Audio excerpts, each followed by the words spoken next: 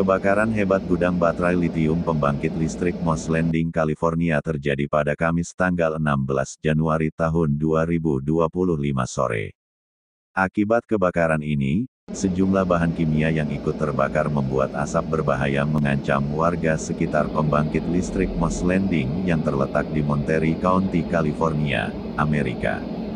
Petugas pemadam dan pihak berwenang memperingatkan warga di sekitar untuk menutup jendela serta pintu dan mematikan sistem udara.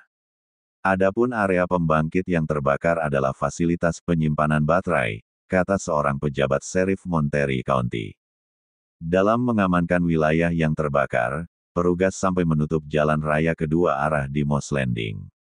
Bahkan kantor Sheriff Monterey County mengeluarkan perintah evakuasi untuk di beberapa area seperti Moss Landing di sebelah selatan Elkhorn Slough, sebelah utara Jalan Molera dan Jalan Monterey Dunes, dan sebelah barat Jalan Castroville dan Jalan Elkhorn ke arah laut.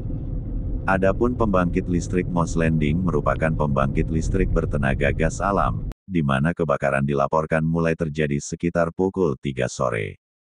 Pabrik tersebut adalah fasilitas baterai yang dioperasikan oleh perusahaan bernama Vistra Energy, di mana fasilitas tersebut menyimpan baterai litium.